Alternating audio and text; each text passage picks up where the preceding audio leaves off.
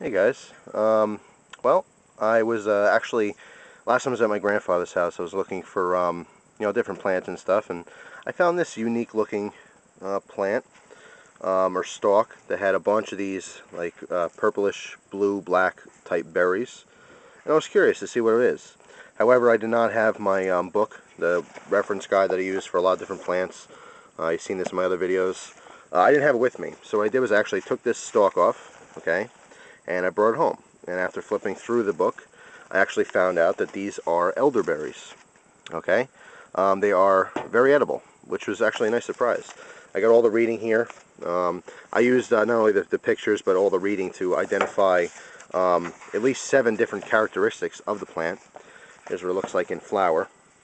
So this is just going to be the first video. I'll have other videos on this plant and these berries in the future when I'm back at my grandfather's and I can actually film them, where they're growing. But I'll tell you a little bit about it here. These are very edible.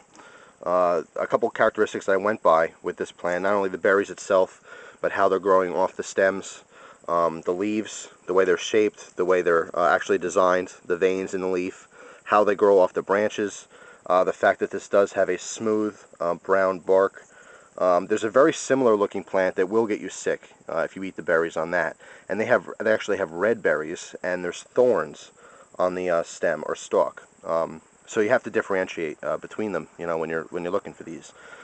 This is actually the first time I've heard of elderberries, but I've never actually seen them or tasted them.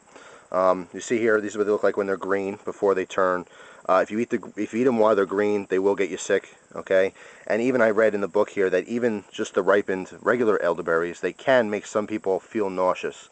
So it's not for everyone. Of course, if you use this to bake or you eat it in a cooked form, it's a little different. Okay, you're not going to feel as nauseous if you do get that kind of reaction from it. But eating them raw, that is a side effect some people feel. I only had a couple of them just to taste. They're not a very sweet berry, but they certainly do have their own flavor, which is actually quite nice. I can imagine, making a jelly or jam out of these, or maybe cooking these, making breads or muffins with them, would actually taste pretty good. However, what I did notice here, let me take one berry off. These berries are very small, but what I did notice is that if I squish this here, you'll see that they're seeded, okay? And that tiny little berry has four seeds in it, okay? So it's a very seedy berry, okay? So it's going to get stuck in your teeth and all that good stuff. I would actually say for its size and quantity and the fact that it is very seeded like that, and it can make some people nauseous in its raw form, this would probably be better as maybe a survival type berry to look for.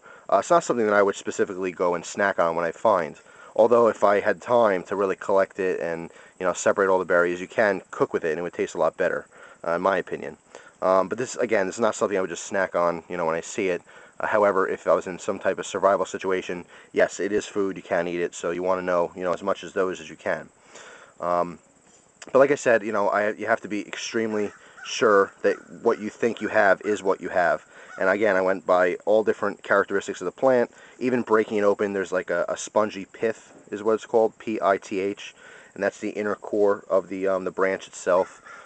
So I have correctly identified this as elderberries. What I found interesting, which I did not see because he's already in berry, but what I read in the book is that when it's in flower, let me move this over here and show you the picture here, the diagram. When this is in flower, the flowers itself are actually supposed to be very tasty. You can use them just like dandelion flowers. You can make teas out of them. You can put them in like a very light pancake batter or make fritters, something like that. A lot of different uses with the flowers, and it's supposed to be a very light, delicate flavor, but still, very tasty. So I'm a little late this year. Maybe next season I'll pick some flowers and try those out. So anyway, it's just a very interesting plant.